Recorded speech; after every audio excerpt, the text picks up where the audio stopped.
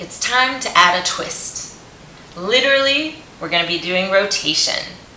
That means that we're going to start to activate a little bit more the oblique fibers of your abdominals by bringing the rib to the opposite hip.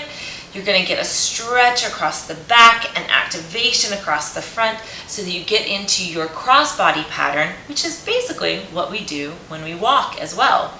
You don't always think about your obliques being on fire when you're walking, thank goodness, because we would all be exhausted every time we walk.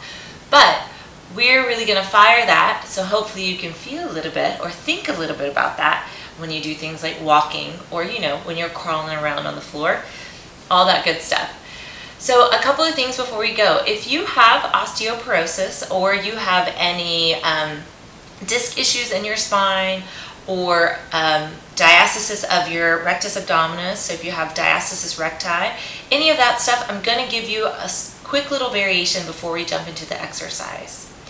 So we're going to be doing what I like to call crisscross, and there's an exercise where we really send our legs out and do a full crisscross. We're just going to be doing a really peeled back basic crisscross exercise of rotation combined with the marching leg work that we've been working on. So let's look at a few tips and tricks. So a couple of things when we go into this is that, of course, pelvis level. We're going to be having one leg up, other leg up, right? When you do this, both legs up, we really want to keep this level, and it's going to want to roll around side to side, and it's going to want to tip forward and back, especially because we're going to be twisting through our ribs. And you'll see if I just naturally do this, my knees are moving like that. We're going to take that and we're going to let the legs move, but I want the pelvis to stay really stable. The other thing is you really want to think not so much about like, oh, I've got to rotate as much as possible. You really just want to think the rib here in the front is wrapping towards this opposite hip. So there's like a little, I always think of like I put on suspenders backwards. So it's like I've got an X across the front of my body. So left ribs to right hip and right hip to right ribs to twist me to the right.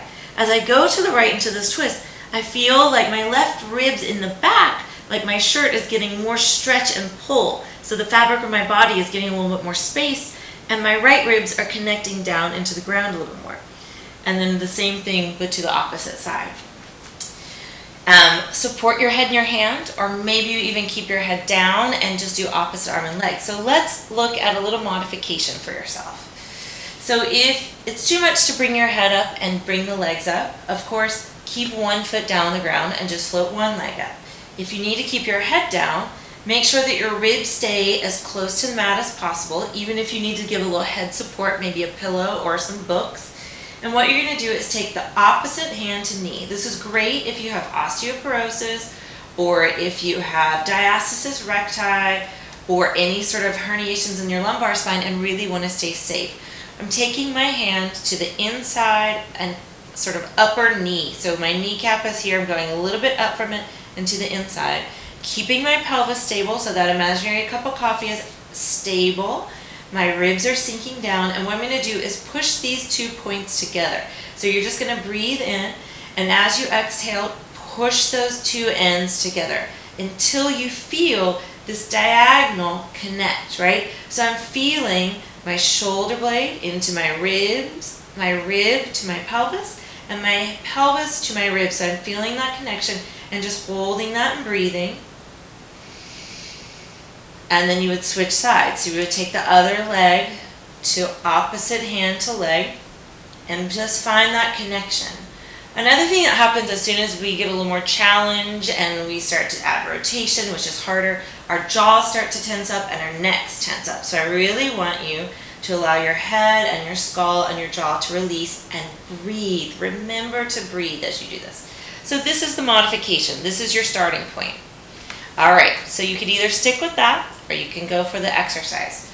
Interlace your hands, take them behind your head. Bring your head and chest up, wiggle a little bit through those ribs and already get a sense of, oh, I can just roll across the ribs here. Try and get the shoulder blades on the back, so on the rib cage, so they're not resting on the mat. Float one leg up. You could always keep this leg down, but the full exercise is to float both legs up, keeping the cup of coffee balanced, right? You are going to drop the right toes down, and twist towards the left leg. So the leg that stays up, you're going to think that rib cage rotating towards that side. Breathe in as you come through the center. Exhale, go to the other side. Inhale, center. Exhale, twist. Inhale, center. Exhale, rib to hip, hip to rib, twisting across. Inhale, center. Exhale, twist. Head releases. Exhale, twist. I'm coming center each time. One more time each side. Breathing center. Exhale, twist. Inhale, center. Exhale, twist. Come center. Lower one foot down, other foot down. Bring your head down. Release. Do a little knee sway. Maybe you hug your knees into your chest and rock around. And breathe and come up to sitting. I want to know how you've progressed through all of these exercises. As you're at this one where you're adding rotation and the leg lift and all of that stuff, are you feeling really strong and connected to that core? Are you feeling like, oh, I'm still just learning how to differentiate my thighs from my pelvis?